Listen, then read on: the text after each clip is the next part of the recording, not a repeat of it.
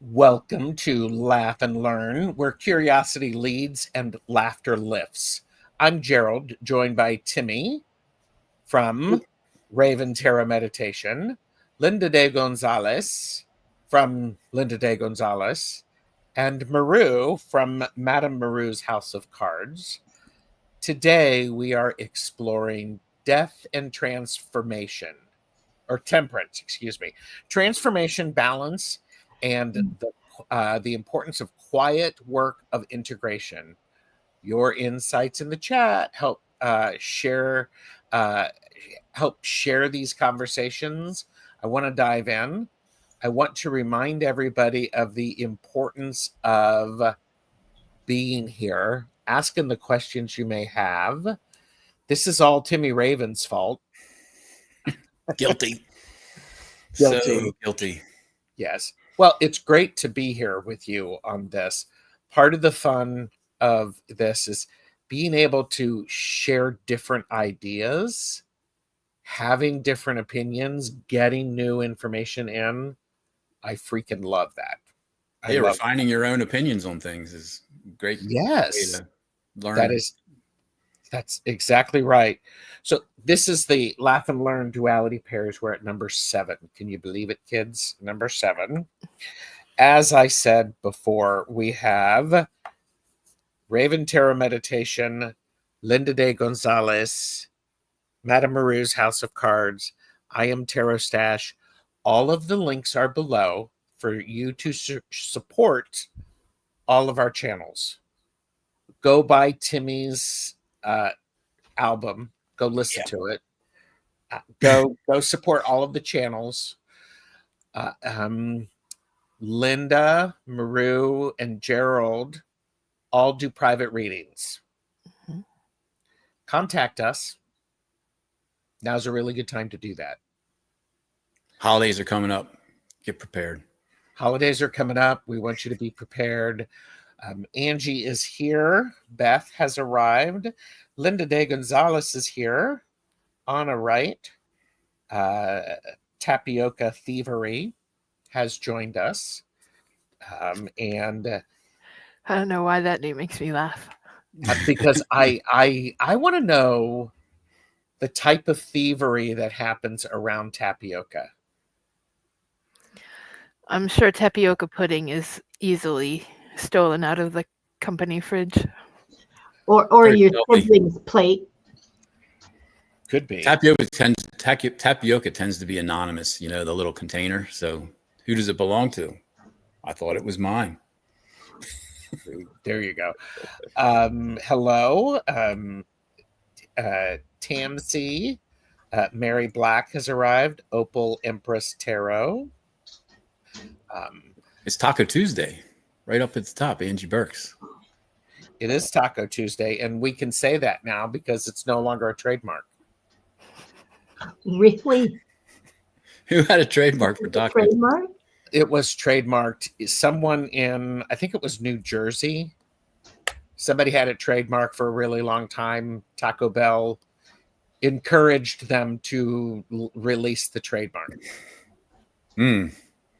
So, well, hello, New Zealand. New Zealand in the house. And the Swan. As Beth says, or I thought it was yogurt and now yuck. Yeah, pretty much.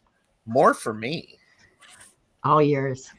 What is tapioca? Like rice pudding, sort of? What? Tapioca is a starch. Oh. Yes. And I use the starch when I make pie fillings from the blackberries I pick from the ditches and stuff around here. Canadian ditches. Lots. But tapioca itself, yes, it's not appetizing. It's formed into these tiny little balls, and they're opaque, but when you cook them, they turn transparent, and they get kind of like soft and chewy. Have you ever had boba tea? Yeah. Yeah. It's kind of like those boba tea balls. Yeah, they're made from tapioca. Yes. Oh, not my favorite. No, Edward has joined us. I enjoy them. I enjoy them. Tapioca for my berry pies, Linda. Yeah. The tapioca balls are really. Yeah. Frog eggs. Pretty much. Although, I mean, there's caviar. That's fish eggs. Mm-hmm. Well, okay. There's hen eggs. You can make My mom would put tapioca in her rhubarb compote. Yes. Once again, people come to our channels, they leave hungry. for the tapioca conversation. The tapioca, well, Oh, we've done yesterday, this before. no, yeah, we were talking about food on Deb's birthday because Sunday was Deb's birthday, Purple Elephant Deb H. We were talking about Purple Elephant Deb H's birthday. Whose birthday was it? I didn't. I'm not sure. Purple Elephant Deb H had a birthday? Yes. This is, by all means, please like and subscribe to all of our channels. It's free. Show your support. As always, this is for entertainment purposes only. Do not make decisions based upon what we say. Seek professional assistance. Really. Yes. Yeah, we mean it. Yeah. Sure. Yes. Hungry, maybe for rice pudding, but not tapioca. Good. More for me. I do like the pudding. See? Anyhow. So today we're talking about Tarot Duality. There is a playlist. You can catch up on all of the great conversations that we've had with this. It prepares you for the forthcoming book from Timy Raven, from Raven Tarot Meditation. Give a thumbs up. Subscribe to all of our channels. This is my subtle way of saying, gee, Timy, how's that book going? It's progressing. I actually had it laid out on the bed spread today. I'd said, what are the sections of the book going to be? Because I have parts of them done. I love that. You know, I was looking at it as an overall thing, and I might put some work into that later today. I put a bunch in yesterday. I sent that new duality type chart, and we might get around to that today. I don't know, but I have been doing a lot of new work. I mean, our conversations during these live streams are really supercharging the entire interpretation. I mean, it's really becoming more and more refined, more and more interesting, and it feels more and more, correct. Like it does feel like archaeology. Like I'm uncovering patterns that were set into these cards hundreds of years ago. That's what it feels like. Sure. We are talking about the pair number 7, which is Death and Temperance. It's the challenge of implementation, navigating the process of making choices in a balancing act between impulse and deliberation. The struggle is illustrated by the Death and Temperance tarot cards. Death represents an impulsive, sharply decisive approach, while Temperance signifies endless measurement and discussion. Effective decision-making requires finding a balance between these two extremes. Yes. I think that's an important thing. Right. So we're on pair 7. We've already done 1 through 6. Yes. This is the last pair out of the 4 main elemental dualities, the ones where all the action is. And this is decisions or decision making, as illustrated by the Death card, number 13, and the Temperance card, number 14. Here, wait a minute. This one. Right. Yeah. And I think it's important for us to take a look at the images on the card, because it feels intuitively like what's being described in the duality. Decision making. There's 2 types of decisions. There's impulsive decisions, which are on the right, illustrated by the Death card. Impulsive, extreme, perhaps, not well thought out. Decisions that have high consequences that weren't really considered very well. That's the extreme of the Death card. And as you get more toward the middle, you move towards the Temperance side. So the Temperance is on the left side. And what that illustrates, as Gerald said, was endless measurement. being certain before you make that decision, being well considered decisions. And that's a good attribute to have, to measure twice and cut once. But what it's suggesting is, don't measure 20 times and cut once. You have to have a reasonable amount of temperance, and you have to have a reasonable amount of ability to just make a decision and be, quick about it. And I think it's a constant struggle that we all work against or work with. I think that as we said, with all the other dualities, the desire is to be in the middle, to not be too impulsive with your decisions and to not be endlessly temperate with your decisions. You have to make decisions eventually.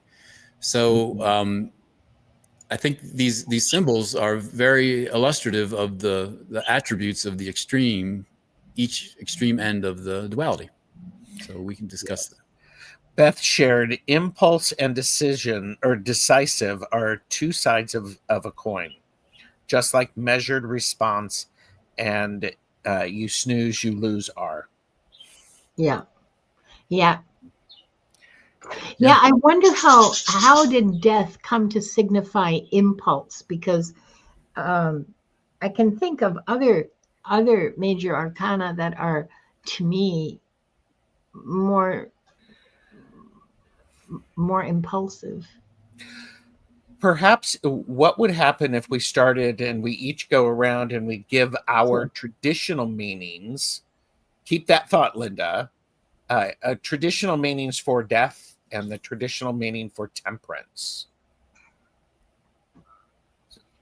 And remember, the duality is decision making. Well, for me, would you start with me? Yeah. Yes, that's exactly right, Timmy. I'm starting with you. Okay, so in the Marseille Tarot, which is the one I'm most familiar with, death is card 13, which has a numerological significance to a lot of people. It's also in the Marseille deck. It's not labeled. It doesn't have the word death on the card. It's bare. There's no label on it, which I think is an interesting part of it. Skeletal. It's skeletal. It's a skeleton with a scythe, and he's reaping body parts. There's heads. There's two different heads I can see on this one. A bunch of hands, and a foot. Mm-hmm. So I think it means transitions. Traditionally, doesn't it mean transitions? And I think there's a decisive sharpness to it, because I think the suit in the tarot that this is related to is decisions, which is swords, air, cuts, a severance of one thing in the beginning of another. That's a transition, a transformation, perhaps. So there you go. Mm-hmm. Well, and there have been some people in the chat who have shared death is not often expected. More people have come in. Hello. Sudden death. A sudden death. Yes. Yeah. Yes. Surprising. Death is often a shocking surprise. Yeah. And Laura shared old, way gone, and renewed. Mm-hmm. Yeah. So I think, Maru, what are your thoughts? What does the death in the tarot traditionally mean for you?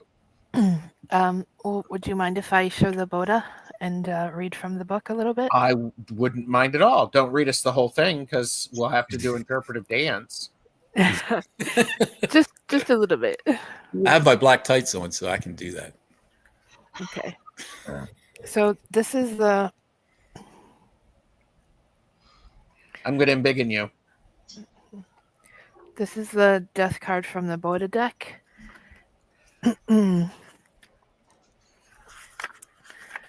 And it says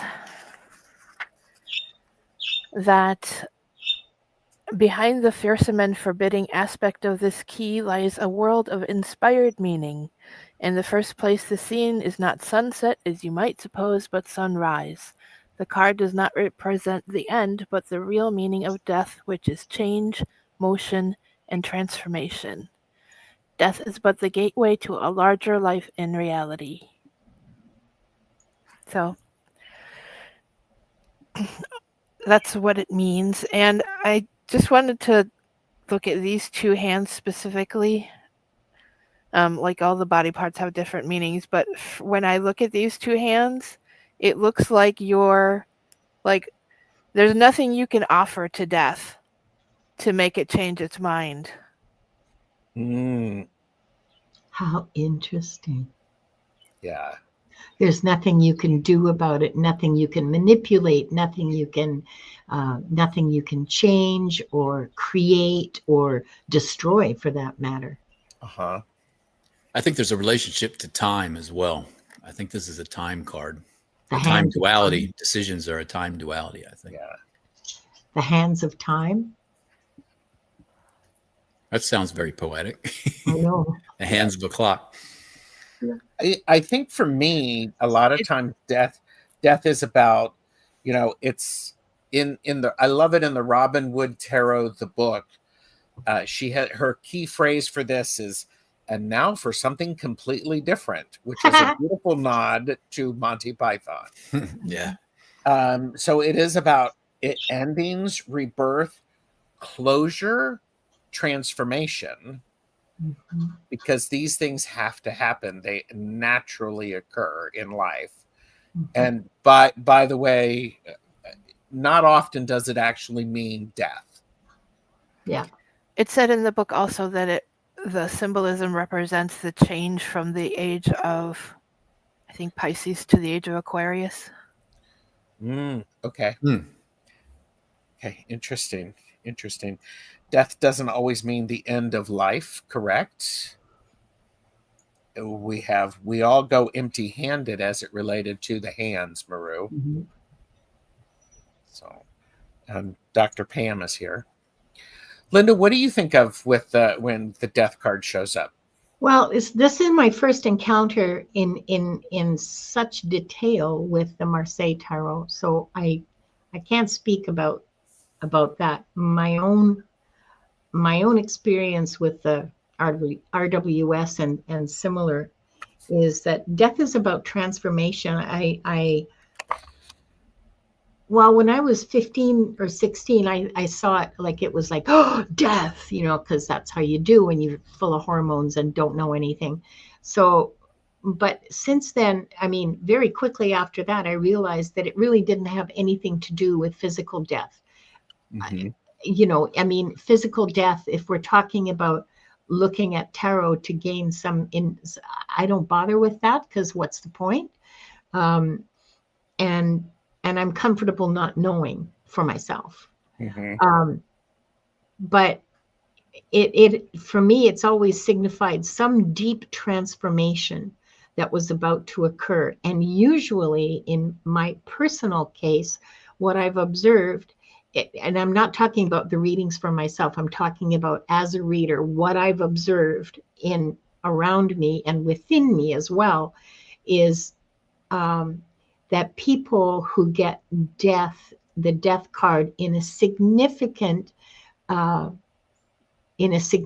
way in their reading, and if it's confirmed with other kinds of confirmations, like the Chariot for me would be supporting that, it means upending of some kind of belief or some kind of way of life or some kind of relationship, perhaps, that may or may not transform your outer way of being. Okay, you may not have to move houses, you may not have to leave the country, but you will experience something that will shift within you tectonically.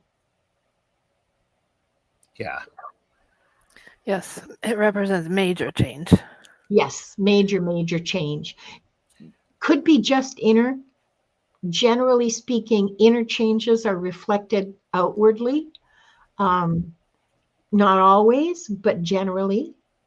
But now I never, ever read the death card as like actual physical cessation of existence, you know? Yes. It is one of those things with the death card. I do think about let go of what's finished. Yeah, Stop holding on to exactly. the old ways. There we go. Yes, Yeah. harvest your crop.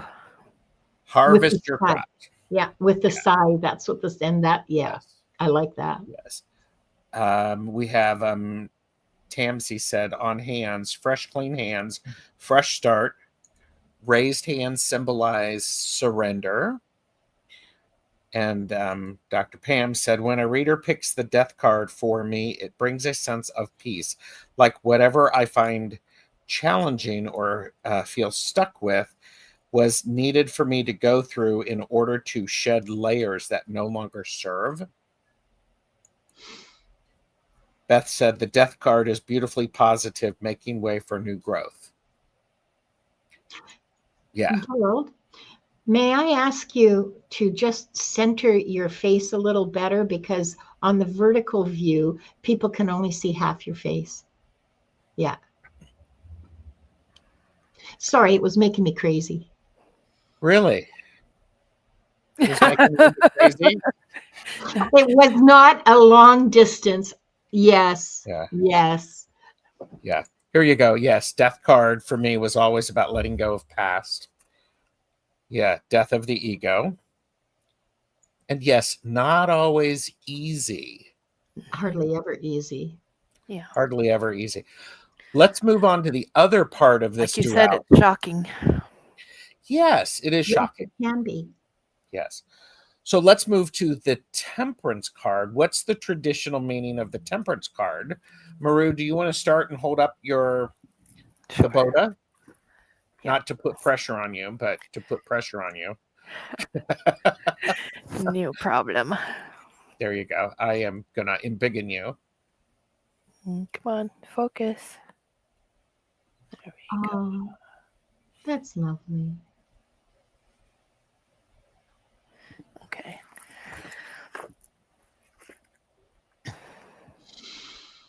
That's lovely. And the book says, to this key is attributed the intelligence of probation or trial. This refers to the testing through which every aspirant must pass before he can reach the heights of initiation. Its object is to determine his temper or strength. Thus you see that temperance refers to the act of tempering, or the making of a true or pure being. The crown is willpower, and let me see. No, oops.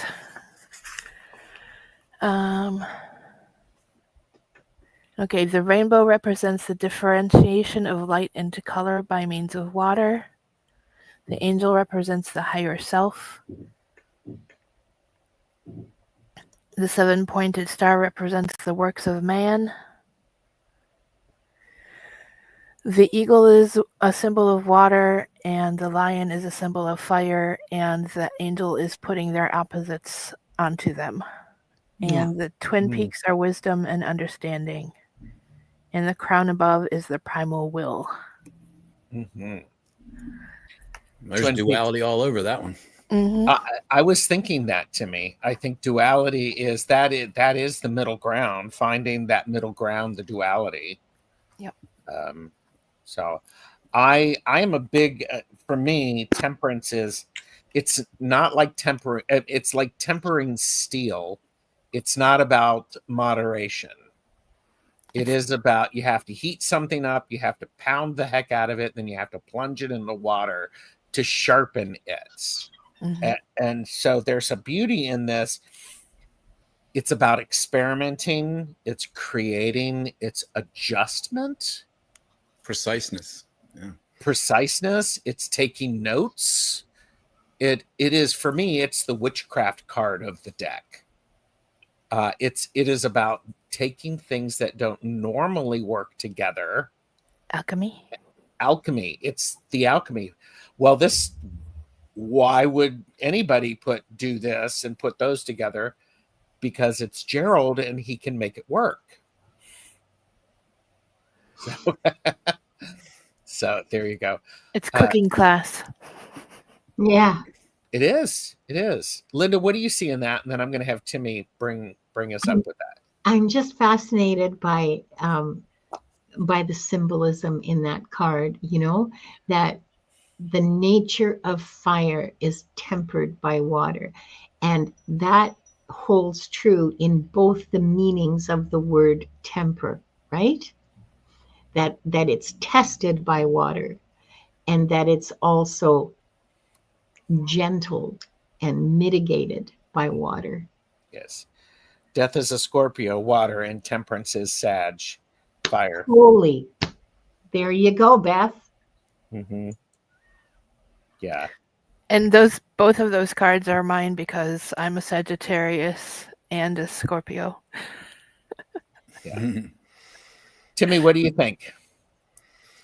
Well, as far as traditional meetings go, I've always thought that, you know, temperance was the patience card. Temperance is the slow down and be precise card. Temperance is the more of the, you know, spiritual approach card. Mm-hmm. You know, when you look at it by yourself, it's like, you know, cool off a little bit. Don't be so rash. Think about what you're doing before you commit, you know. And the whole, at least in the Marseille deck, you know, in the Marseille deck, she's pouring liquid from one pitcher to the other pitcher, and then the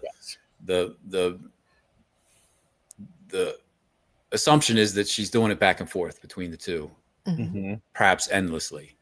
You know, that's endless temperance, and I like the sort of callback to the, you know, medieval and Renaissance and Latin Roman tradition of tempering wine with water. I think that was a very familiar sight, you know, 500 years ago, what temperance, the symbol of temperance, is doing in that card. Mm-hmm. And I think the fact that she back has then they wings, didn't have you know? such things as blenders. They had to mix by hand. Yeah, and it's the symbol of mixing of you know, I think what you would do is you'd have really concentrated wine, and then you have water, and then you sort of pour one into the other until you get it right, and you keep trying until you get it right, and that's the whole. It causes aeration as well. Yeah, it makes it taste better. Oh, you know, aeration. Yes. yeah. Yes. So it's a good attribute, temperance. Mm-hmm. You know, and then some people, you know, if you look at the death card and just think of death, then that's a bad card. But like, as we discussed, it's a card of transformation. Yes. For me, temperance always brings to mind the word testing. Yeah. Mm-hmm. Yep. Mm-hmm. Well, yeah, because that's, you know, you temper a sword, like Gerald said, by beating the crap out of it, heating it up, beating the crap out of it, and then sticking it into cold water, and then repeating the process until you have an adequate material that you can sharpen and use to defend yourself, or to attack, obviously. Mm-hmm. There's also, if you know about metalworking, you beat that metal in layers, and you beat it and you beat it, and then you plunge it into high carbon oil, and it infuses the iron with carbon, which gives it a layer of sharpness.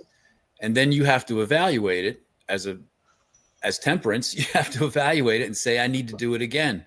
And you bend it up again, and then you temper it in the high carbon oil, and it infuses it with even more carbon and makes it even more possible to be sharp. But if you put too much in, it makes it brittle and it snaps. So temperance is a lesson of gray. You know, there's no right or wrong. It's a balance in the middle. And how much can you take? Yes, exactly. And testing, and then failing, and then sorry.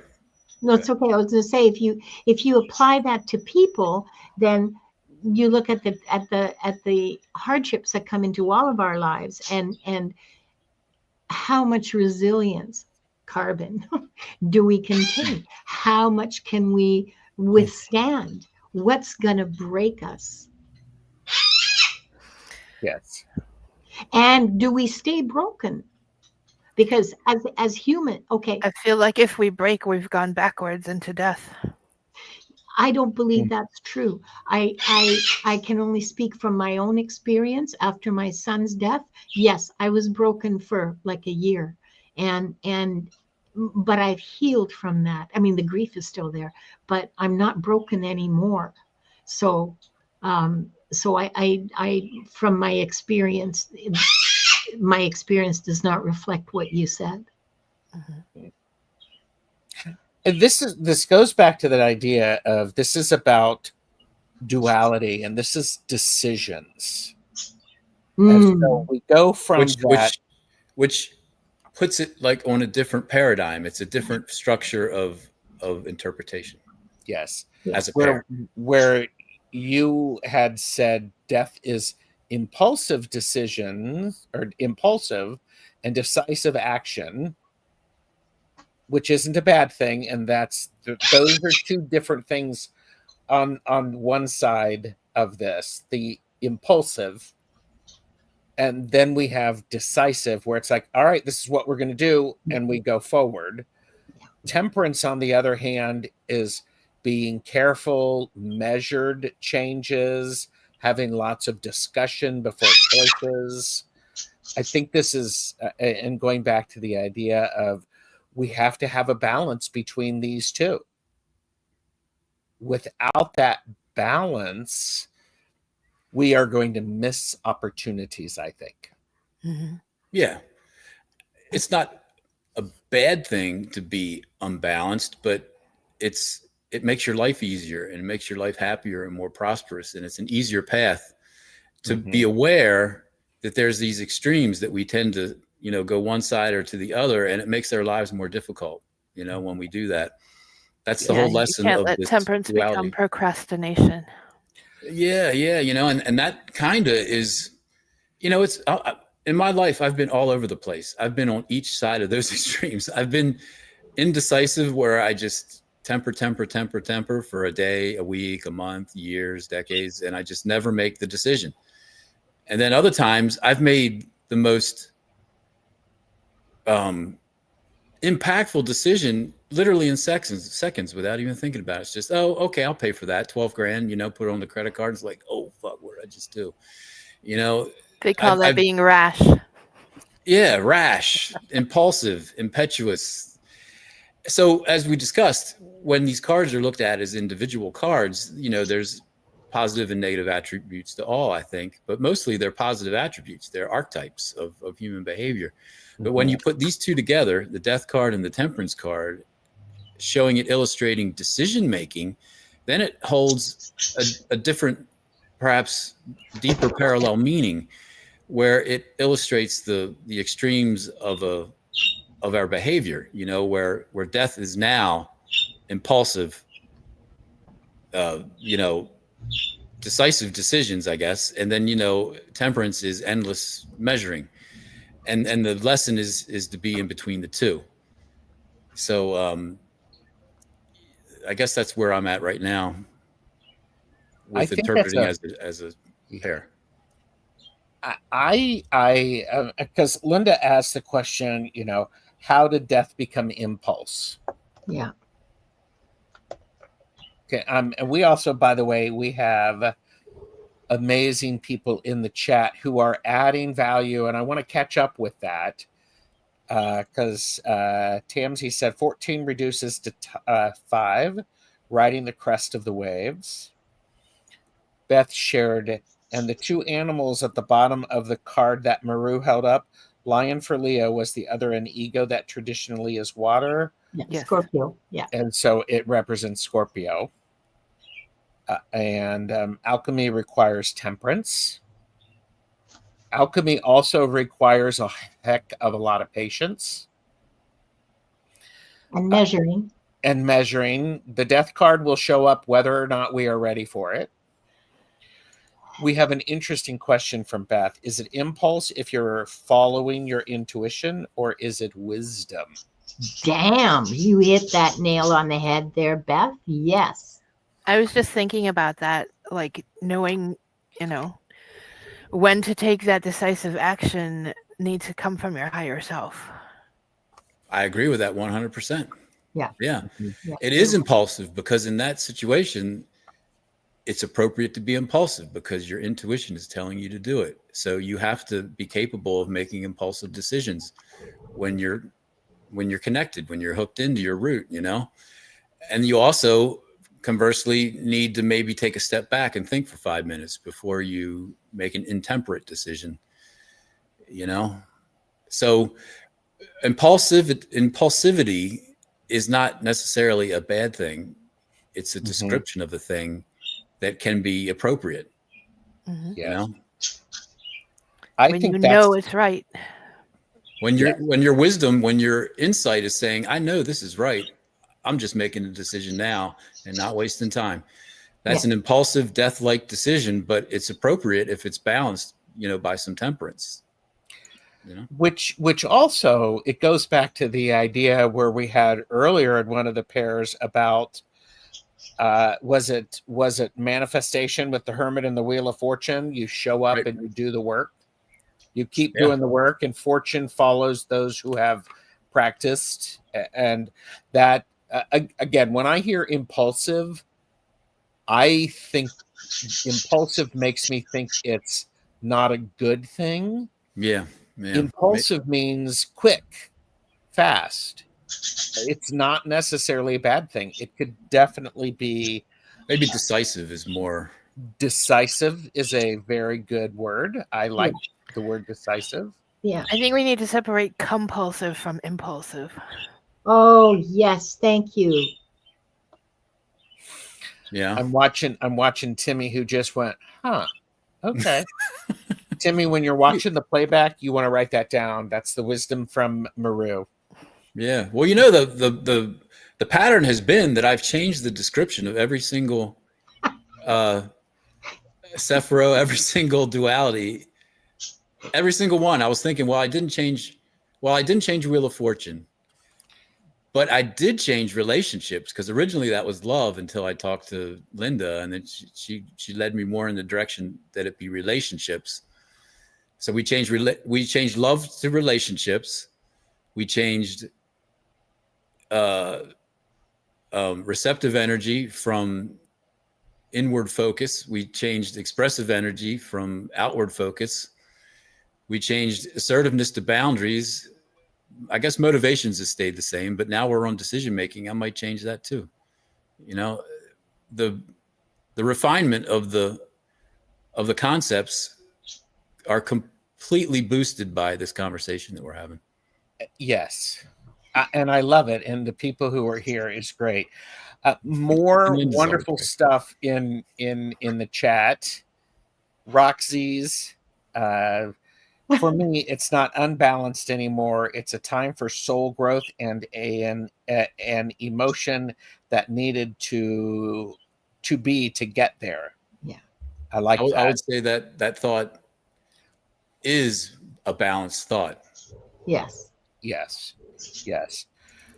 Hypnicity said, for me, temperance is the outcome, means balance is forthcoming. Yeah.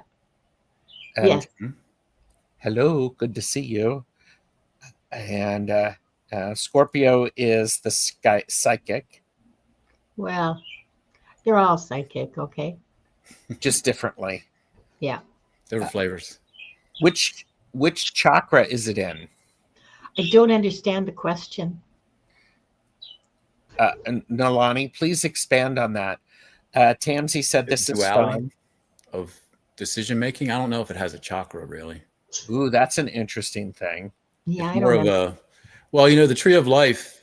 Some people have superimposed chakras on the Tree of Life, and this is based on the Tree of Life. So, well, your mental decision making would be in your crown chakra, and your gut decision making would be in your solar plexus. Yeah. Mm-hmm. Yeah, but also I'd have to think about that. But also, I mean, if we want to talk about it in terms of chakras, if the chakras themselves aren't like your own personal, if they're not balanced, then, for example, because the root chakra kind of feeds all the other, like it's sort of that Yes. kind of a flow. So Talk about a need for a balanced system for yes, chakras, yeah, because when you're not, I think the concept of the chakras is the same as the concept of the Hermetic Tree of Life and the Sephiros, and is the same as the Marseille dualities. They're parallel Yeah, in the Buddha parts lecture, of ourselves that run in parallel. she talks about the chakras. Yeah, they Yeah. run at the same time. They're in parallel, and balance means, you're not, one's not flying off in one direction. I don't know the details of the whole philosophy, but I think that's part of it. Can I address Nalani's comment? which one? This one? Yeah, no, Or this one? further down. Yeah, If she your said, throat chakra is blocked, maybe you need to speak up. well, the problem with a blocked throat chakra is that you cannot speak up, and most times you're not even aware of it. So you need to what? You need to meditate. You need to work on, I know, dirty word. You need to work on that, doing energy work and Wear some crystals. well, that can help. I'm undergoing a crystal purification thing right now. I'm not wearing any for a little while just to see what happens when I add them back. It's an experiment. Nobody has to do this. Okay, this is entirely personal. I know that people like Diane G and Viviani, and I can't remember who else, I'm sorry, are doing amazing, Donna Marie, they're doing amazing work with removing blocks in various chakras and emotional loads and so on and so forth. So that, if it were me, that would be one place I looked. But also, if it were me, I am self-involved enough that I might not even notice if I had a chakra blocked. There's also a point to where if a chakra is blocked and it's been blocked for a while, suddenly it gets cleared. All of the other chakras need to balance because they've been doing other work. My chiropractor, if I were to have shoulder problems or a hip issue, he's also paying attention to the other hip, the other shoulder. Yeah. There's a compensation that goes on. Yeah. Mm-hmm. With that. Yeah. So. Sage Goddess does a lot of chakra clearing information. Yes. This just in, just for the people who have forgotten, Linda is always right. Duh. I'm never going to live that down, am I? Oh. I never want to let you live that down either. Yeah. So far, batting 1,000 in my baseball league. Yeah. Well, and here we go. If the root chakra represents Earth and she does nourish us, would it make sense that it feeds the other chakras? Yeah. I think yes. Yes. I think that's what I feel when I'm meditating. It's down at the bottom of my spine. That's where I feel like all the action is. But I don't know much at all about the other chakras, or even that one. That whole philosophy is something I haven't looked into. It's new stuff. Yes. So if temperance shows up, there's a message. Well, if anything shows up, there's a message. Actually. Yeah. I mean, just saying. Timy, we have been talking about this duality and the decisions. Oh, hi, Chris from Elemental Cartomancy. Hey, Chris. He's a late bitch. He's another one of our tarot intellectuals where we have these deep discussions. Yes. He always has something good to say. I think this is interesting, the idea of the decisions, because this is all about the balance and finding the balance. Sometimes those impulsive decisions are absolutely necessary because you're going to miss an opportunity which could propel you forward. Mm-hmm. The other aspect of it is, I think, Maru, it's like temperance can become procrastination. Hi, my name is Gerald. I like to play with temperance. which oftentimes turns into procrastination. Yeah. And because the death card is going to swoop in. It's going to require the changes that need to happen. It's going to help them happen pretty darn quickly. Death is cutting bait. Yep, that skeleton's in that rowboat.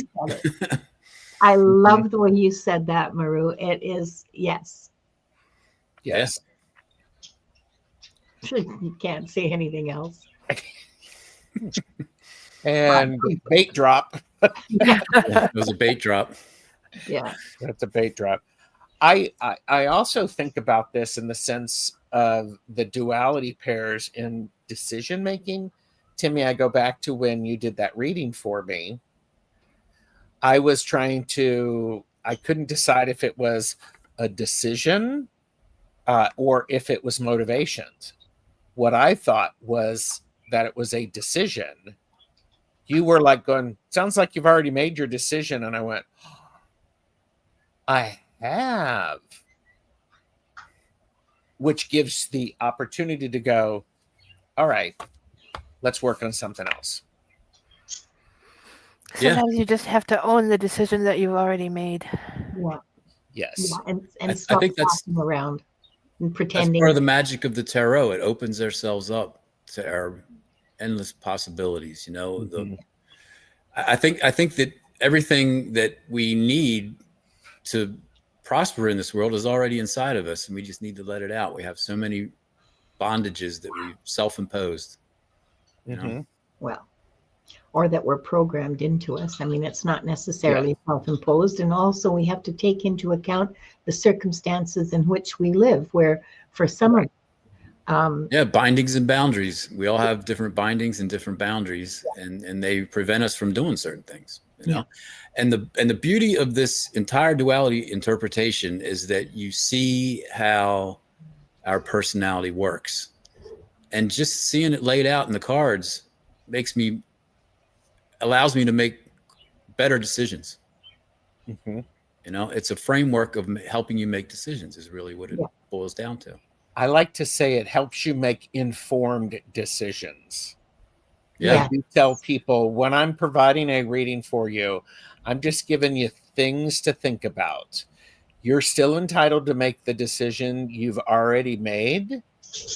You just now have an understanding of what the ripple effect is of that, or the possible ripple effect. Or if it's a caffeinated and unfiltered reading, you're entitled to make your wrong decision. It's good. We have a great, really, really good conversations. It's a two-way energy exchange through the root chakra. And so if the root is the one that feeds all the others, can it not unblock the others if we concentrate? Something's got It doesn't really work like that. No, something's got to be willing to change. You got to grist the mill. No shortcuts. No, you got it's the thing is okay, so the root's the one that feeds all the rest. Yes, that's true. But it cannot unblock the others by concentration. What is lacking in that concept is insight. Energy. Each of the chakra centers has its own blocking or unblocking properties. Yes. So I mean, this is great insight. Here you go. Duality for me now means not to see it as dual, but as one. From above, see it from above. I would also say you have that beautiful idea of it's not this way or this way. Perhaps it's this way and this way. As above, so below. Yeah. And that's in the middle between the two. Yeah. Yes. So that's the balance point, is what he's describing, is the balance point. It's just another way of describing the balance point. Yeah. The divine path is the path of balance. Yes. I love that.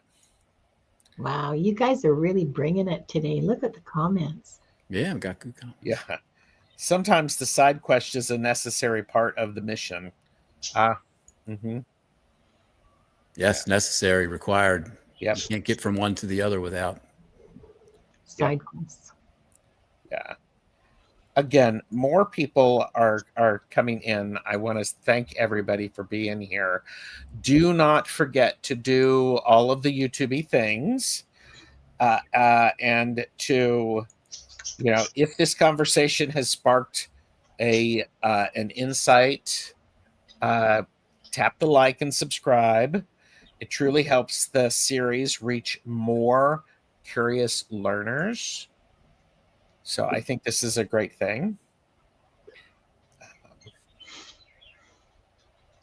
And so I get it. Different emotions are on chakras, kind of. It's definitely fluid. Yeah. Each chakra has a different Function. function. Exactly. So, like, the root is your physical body. The second chakra is your creative will. The third chakra is your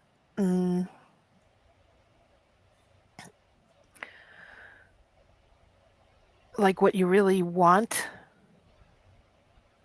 Your fourth chakra is your heart, your emotions. The fifth chakra is how you communicate. Then we have how you see things and how you think about things.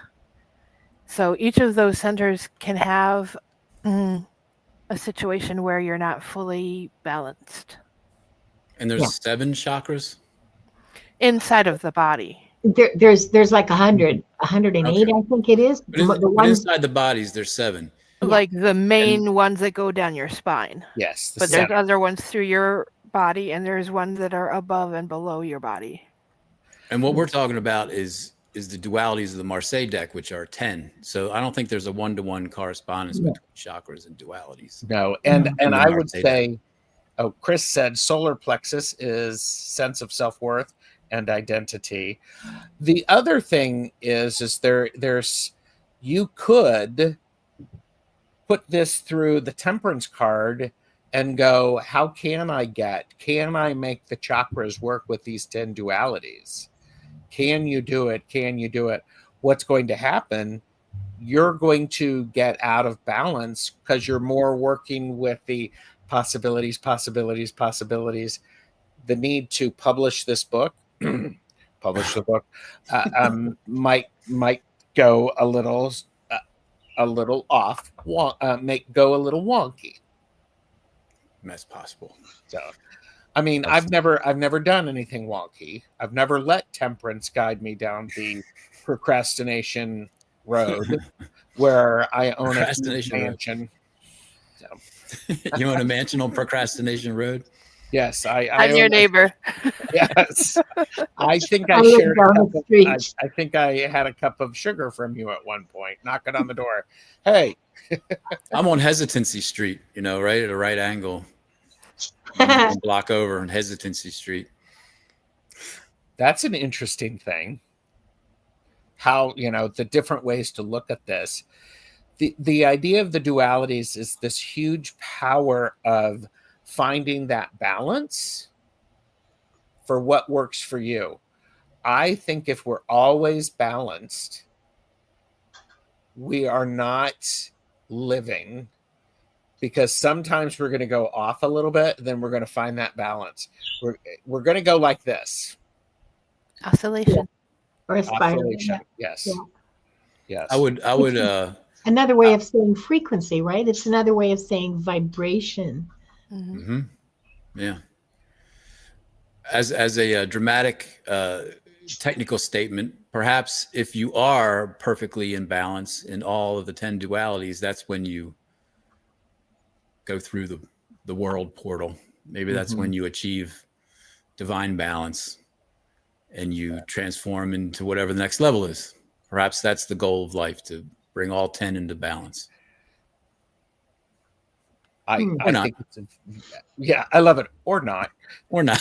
That's the Monty Python skit. Or maybe not. I might be completely wrong. There you go. There you go. Conjunction, junction, procrastination station. For those of us who grew up listening to Schoolhouse Rocks. Mhm. Yeah. Motivation. What would that be? Motivation station. That kind of works too. Anyway, I'm going off on a tangent. That's okay. Being off balance causes us to grow, to seek balance. Yeah. Like a tree. You want to drive that train from procrastination station to motivation station, right? That's right. They're on the same rail line. Just get off your ass and get on the train. Yeah. That would be going backwards, right? Beep, beep, beep. Wow. This has been fascinating. I appreciate everybody being here. Or motivation vacation, or to a motivation vacation. We are going to get so many people who are leaving comments about this, because this is available as a podcast afterwards. Timy, what questions do you have for Maru, Linda, or me, or those in chat about this? No questions. Is this still interesting to everybody? We're 7 dualities in. Does it make sense? Is everybody feeling like there's some value to this? I know personally it has value to me, but I'm hoping that other people see it as well. I think so. I'm learning a lot. Yes. Lori is here. Yes. I think it's like a detective Yes. task. I mean, we're all kind of working on it. Even the people in the chat are helping out with refining the concept. I really think that this was put into this deck 500 years ago, and I think it's just not a common interpretation that people use. I think it got lost or intentionally, kept quiet, because I think that it is a amazing tool that costs you nothing, that really gives you a great head start for being successful in life, being happy. I could use this as a reference, was my thoughts. That's good. Yes, I could stop being a bitch, but I'm no quitter. All right, that's what I like to hear. We also have. So much. We're all too invested to stop now, Timy. That's right. I got you hooked into my your my nefarious plan. you all. Yeah. That's right. But wait, before we share duality 8, 9, and 10, let me show you this information about a timeshare. Yeah. You want a extended car warranty? There you go. Yeah. Also, God puts in front of you what's needed. So who knows how many this will pop up for? I agree. I'm doing the 12th step. I'm sharing my knowledge of how to live your life. We have then from Chris, Elemental Cartomancy. Yeah, Timy, I'm not necessarily on the same page with everything, but that's a great thing, because it makes me question my own views and think about stuff, which I love. After the next 3, that's perfect. Yeah. What I'm really looking forward to is doing the card readings, because they're really amazing. Yeah, I'm looking forward to it too. Mm-hmm. And I'm still working on that reverse card read, which I think is the receptive read. I think that's really interesting too. It's almost like a tune-up, like giving yourself a tune-up. But anyway, we'll do that later. I do think it's really important. Well, this is what we're talking about now. The idea of is you may not agree. It's making you think. It is the duality of decisions. Do I agree? Yep. Do I agree? Nope. And then go, well, why don't I agree? Or why do I agree? What part of my experience will help me? And then you create new bindings and boundaries, mm-hmm. and implement it in your life.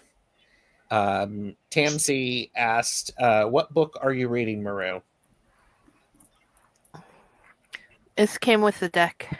I'm embiggening you. Highlight of tarot. That's the How do you pronounce that? Aditum? addendum. Aditum. So, yeah. It's on And- Figueroa Street in Los Angeles. That's my old neighborhood. There you go. There you go. Agreed. Embracing different views is great for the mind. Nothing worse than an echo chamber. Oh, yeah. Yeah. Yeah. I've learned so much about my own life, and this has helped me make decisions in my own life that it has value just for that. You know, I'm happy with what's been discussed and decided upon right now because it's really helped me in my own personal life. And I said before, it's true. This is as a recovering AA guy, the 12th step is spreading the word. You know, helping people that may have the same issues that you do, and I think this is part of it.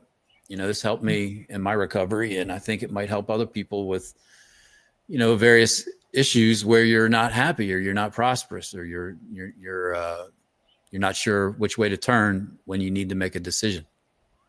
This is a help. For me, a divination tool, it kind of just helps me figure out what I really want, because if I get a reading that I disagree with, then it sort of, you know, clarifies that point for you that you're going to do what you want to anyway, even when the cards It's coming tell from you. not to. The cards help you decide not to make the same dumb decision again. You know, sometimes they go, no, this is a different thing. You're making assumptions. I saw somewhere, if you're having difficulty making a decision, flip a coin, and the one that you want to pull up is what you should do. So that tells you at the core, what do you really want to have happen? Yeah. Yeah, being honest with yourself is difficult, a lot more difficult than you would think. Because that is part of the balance. Sometimes what we want, we know is going to throw us off balance. Yeah. And we still do it. Yeah. Because we just can't, you know, some of us are able to learn from other people, from books and all the rest of that. Okay. Others of us are hard-headed. Learn by doing. Just go full frontal into life and say, whatever. Bring it on. Yeah. Let's go. Which, you know, you can do when you're 20, but Is that because you're always right, Linda? what? The stupid decisions I make? Are you crazy? No. No, I haven't made any stupid decisions for a number of years now. That's good. None? Wow, that's good. Yeah. No, maybe 3 or 4 years. I haven't made any really bad decisions. I certainly not to the, I mean, I'm trying to think, what was the last bad decision? I can't remember. Probably a subscription to something that I never looked at. But certainly compared to my younger years, I'm a sober and conscientious and responsible adult. I like what Chris says. I can make decisions about big things, but ask me to pick a movie on Netflix, no chance. Endless temperance. Maybe the next movie will be better. Too many choices. Yeah. Too many choices. That's the problem. It leads to decision paralysis. Mm-hmm.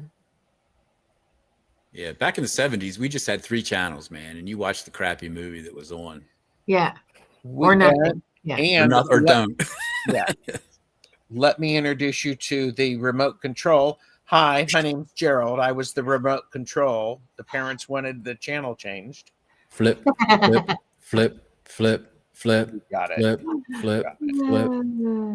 There's got to be some mental thing that's detrimental to human mental health by flipping channels. You know, I've caught myself doing that. Like for an hour, I'm doing it an hour. Flip.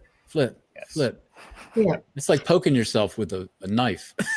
It's like stab. Oh. Sherry made a bad decision today. I should feel bad about it. Nah. Tamsy said, my late husband wrote it on the calendar both times I made a mistake. Both times. Both times. All right. Essence of the Moon, Selena has arrived. Hi, Selena. Selena. Hey, Linda, Selena.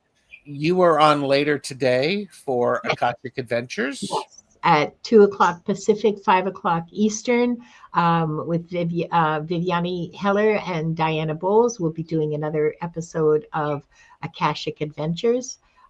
So stop by. Love that. Yeah. All right.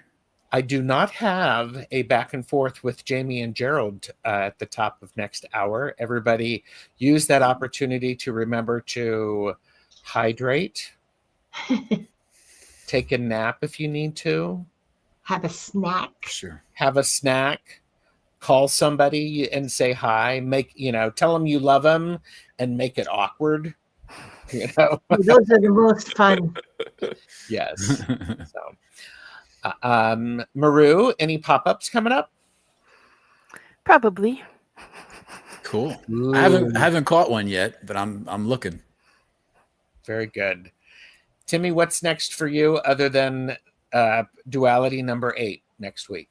Yeah, next week is Duality 8 Insight. The Devil card and the Tower card. I think we're going to have a very interesting conversation there, and I think a lot of people are going to disagree with me about certain elements of that. So that should be a good one. Don't miss that next week, 2 p.m. Eastern, I guess, right? Same time, same channel. Mhm. And I have I did my second live meditation meeting this past Saturday, and it went really well. Good. We had about another 40 people, and we did a live meditation in an AA meeting, which is what they normally do in that meeting. It's a meditation meeting. And I used one of the soundtracks from my YouTube channel, my meditation YouTube channel. I love that. So that's really working out well. There's a lot of newcomers in that group that are really rough. They're in halfway houses or sober living houses.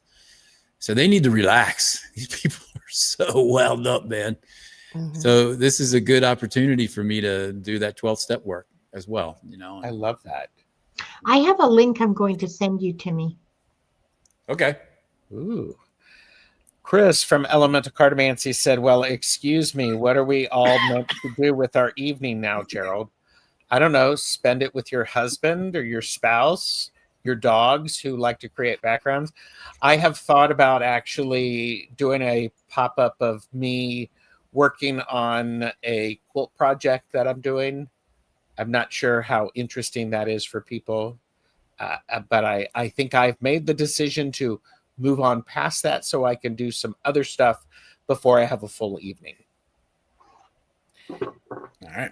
I do want to say thank you, everybody, for being here. You're all freaking awesome. And please remember the deep gratitude to Timy, Linda, and Maru, and to everybody in the chat for your very thoughtful and respectful engagement. Your presence brings this series to life. Like, subscribe, and share if today's conversation resonated. The replay and podcast are, you can find out that below. Thank you, everyone, for joining us, and we will say farewell. Bye. Buddy. See you later.